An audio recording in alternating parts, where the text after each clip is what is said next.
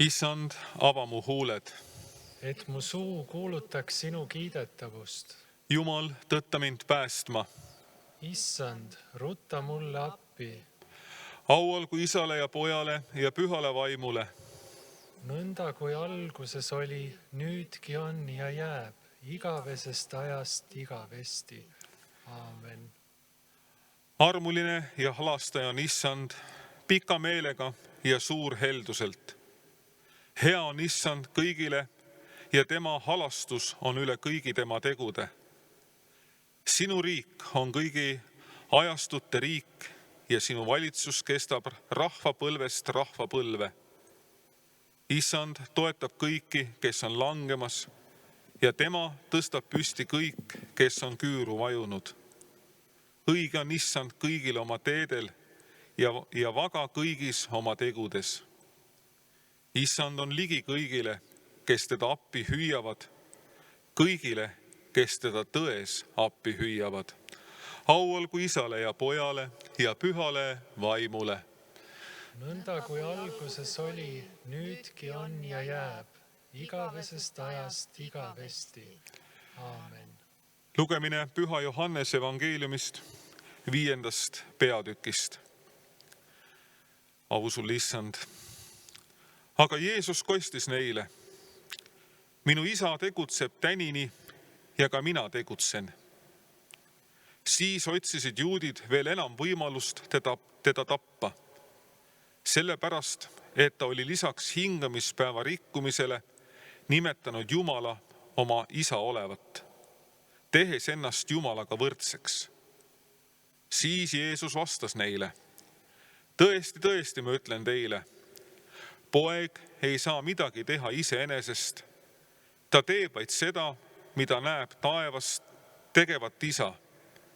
Sest mida iganes Isa teeb, seda teeb ka poeg.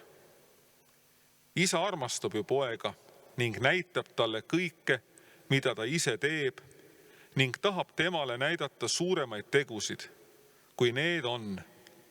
Nõnda, et te seda panete imeks. Sest nõnda nagu Isa äratab üles surnuid ja teeb elavaks, nõnda teeb ka poeg elavaks, keda tahab.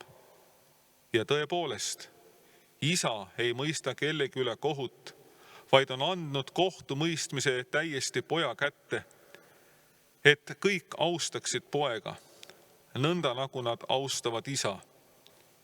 Kes ei austa poega, see ei austa ka Isa, kes on tema läkitanud.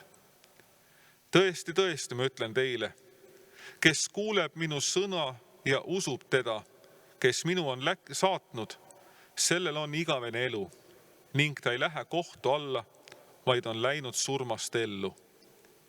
Tõesti, tõesti, ma ütlen teile, tund tuleb ja see ongi juba käes, mil surnud peavad kuulma Jumala poja häält ning kes seda kuulevad, peavad elama.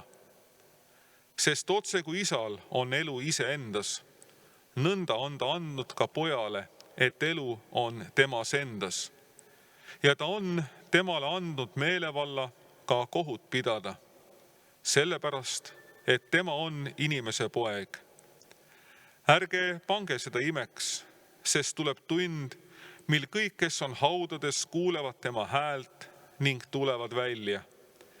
Need, kes on teinud head elu üles tõusmiseks, aga need, kes on teinud halba hukkamõistmise üles tõusmiseks.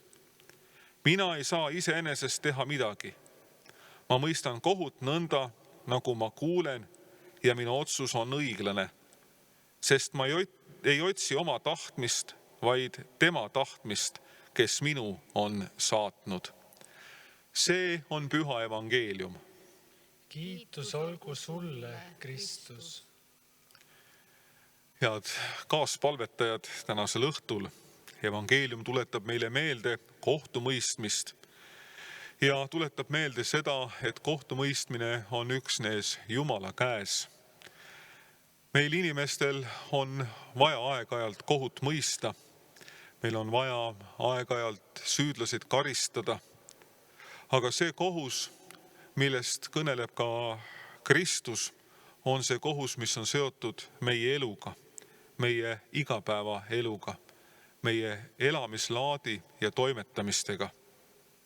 Selle juures on siis oluline, et me ei võtaks endale liigselt seda kohtumõistmise rolli, otsustaja rolli, kes võib öelda, kes pääseb taevasesse koju ja kes mitte, vaid keskenduksime sellele, et ühel päeval, kui ka meie kohtujärje ees oleme, kui meiegi üle hakatakse kohut mõistma, et me siis võiksime seista julgelt, teades, et me oleme oma elu elanud just nii hästi, kui vähegi võimalik on olnud. Oleme püüdnud vabaneda kõigest patust ja eksimustest, oleme püüdnud elada Jumalat püha tahtmist mööda, siis see annab meile selle kindluse, et me võime kord astuda Issand ette, teades, et tema mõistab kohut õiglaselt meie kõikide üle. Ja tema on see, kes siis otsustab, kes saab osa igavesest elust ja kes mitte. Olgu siis meie palveks tänasel õhtul, et me võiksime jätkuvalt meelt parandada, Jumala püha tahtmist mööda elada ning selle läbi olla kindlad, et nii elades kui surres me kuulume Issandale. Tema arm ja heldus on üle kõigi nende, kes tema omaks on saanud. Palvetagem.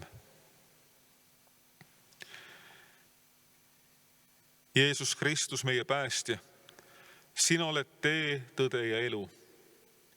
Ilma sinuta käime omi teid ja kaotame eesmärgi, igavese elu. Hoia meid, et ükski päev ei võõrutaks meid sinust, et see, mis on kaduv, ei varjutaks igavest. Valgusta meid oma risti säraga, et mõistaksime, kui palju sa tänagi meid armastad. Sinule olgu ülistus ja au nüüd ja igavesti. Palvetagem üheskoos, nagu meie õnnistegija Jeesus Kristus on õpetanud. Meie Isa, kes sa oled taevas, pühitsetud olgu sinu nimi. Sinu riik tulgu, sinu tahtmine sündigu, nagu taevas, nõnda ka maa peal.